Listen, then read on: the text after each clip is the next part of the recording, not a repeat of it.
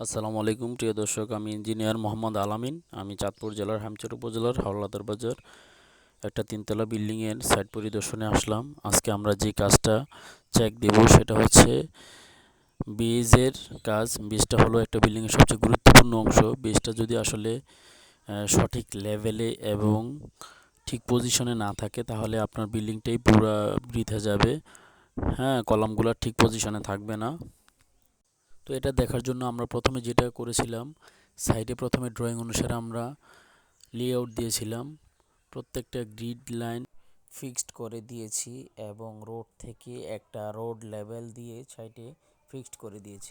Level অনুসারে আমরা সাইডের মাটি কেটে অন্য এক জায়গাতে রাখলাম। তারপর যেটা করলাম সেটা হচ্ছে মাটির উপরে প্রথমে 3 ইঞ্চির সলিং করে নিলাম, তারপরে 3 ইঞ্চি সিসি ঢালাই করে নিলাম।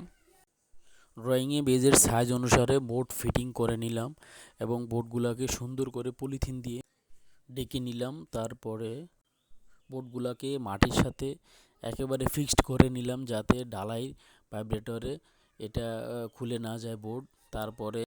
তারপর বেজের রড ড্রয়িং অনুসারে ঠিক মতো বাঁধাই করা হয়েছে কিনা এবং বেজের রডে মাটাম দেওয়া হয়েছে কিনা সেটা দেখে নিলাম। বোর্ডটাকে শল করে নির্দিষ্ট স্থানে বসানোর পরে আমরা বেজের রডগুলা বাঁধাই করে নিলাম। তারপরে বেজের রড বাঁধাইয়ের পরে বেজের উপরে কলামের রড বাঁধাই করার জন্য গ্রিড লাইন থেকে কলামের পজিশন ঠিক করে নিলাম বেজের উপরে। তারপরে কলামের রড বাঁধা হলো।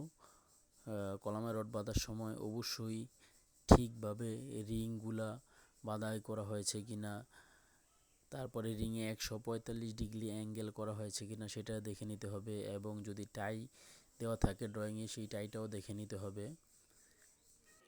বেজের নিচে 3 ইঞ্চি সিসি ব্লক দিয়েছে কিনা সেটা দেখতে হবে এবং বেজের রডের সাথে বোর্ডের পাশের ক্লিয়ার কভার ঠিক রাখার জন্য এখানেও 2.5 ইঞ্চি ব্লক ব্যবহার করতে হবে। আমরা এই মুহূর্তে গ্রিড লাইনের সুতাগুলা ভালোভাবে টানানো হয়েছে কিনা সেজন্য একটু ভালো করে আবার ট্যাপ দিয়ে চেক করে নিচ্ছি। দেখলাম গ্রিড লাইন অনুসারে প্রত্যেকটা সুতা টানানো ঠিক আছে। এই মুহূর্তে আমরা বেজের উপর কলামের সাইজ অনুসারে রিং বাঁধার পরে কলামের রডগুলা বেজের উপরে ছড়িয়ে দিতে হবে চারদিকে এবং শক্ত করে বেজের রডের সাথে গুণাতার দিয়ে বেঁধে দিতে হবে। তারপর কলামটা ভার্টিক্যাল পজিশন ঠিক করার জন্য আমরা কলামের সাইডে ভার্টিক্যালভাবে শল ফেলে দেখতেছি যে আসলে কলামটা খাড়াভাবে একবারে সোজা হয়ে আছে কিনা। যদি বাঁকা থাকে তাহলে ঢালাই করলে এটা বাঁকাই হয়ে থাকবে, তাই আমরা কলামের পজিশনটা সোজা রাখার জন্য সাইডে শল করলাম।